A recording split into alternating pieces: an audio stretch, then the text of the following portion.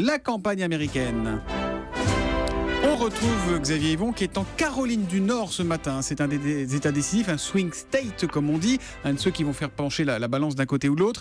Et vous avez assisté, Xavier, à un meeting cette nuit de Donald Trump. Alors racontez-nous comment ça se passe un meeting Trump de l'intérieur. Alors ça commence un peu comme cette chronique avec une musique pompeuse.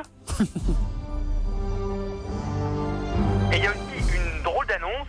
Si des manifestants anti-Trump ont infiltré le meeting, surtout, ne les touchez pas s'il vous plaît, appelez les services de sécurité. Oui, il y a déjà eu des dérapages. Ah ouais. Et puis, évidemment, Donald Trump descend du ciel parce qu'il arrive en avion, meeting sur un aérodrome, c'est pratique. Donald Trump sort de son Boeing noir frappé de son nom et déroule son discours type où il coche toutes les cases. D'abord, je suis le candidat anti-système, la moitié de nos politiciens sont corrompus, l'autre est stupide. Bien sûr, la pire, c'est Hillary la crapule, sa formule favorite. Là, la foule se met à scander immanquablement.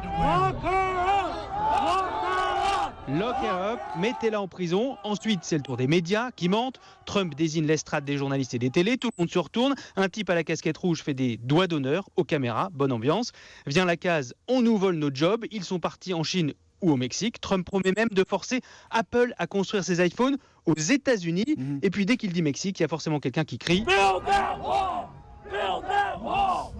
construisons le mur, celui promis par Trump pour fermer la frontière. Et vient alors le tour des immigrants illégaux qui sont des criminels. Je vous cache pas qu'il y a un petit côté disque rayé chez Trump, mais ses fans viennent le voir comme ils iraient au concert pour leur groupe préféré. Ils connaissent par cœur les paroles. J'étais au milieu de la foule et je les entendais finir ces phrases. Alors dans la foule, il y a que des blancs. Certains supporters sont des caricatures, comme ce retraité qui m'a répondu sur les propos obscènes de Trump. Au moins, ça prouve qu'il n'est pas homosexuel. C'est une bonne chose, voilà, vous apprécierez.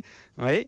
Mais on croise aussi ce couple de restaurateurs touchants, désespérés de ne pas s'en sortir et qui voient en Trump son seul espoir de changement. Voilà, à force de dire du mal de Donald Trump, il vous a saboté vos moyens techniques. Donc vous étiez au téléphone au début de la chronique et heureusement vous a récupéré au propre, comme on dit, par la suite. Merci Xavier Yvon.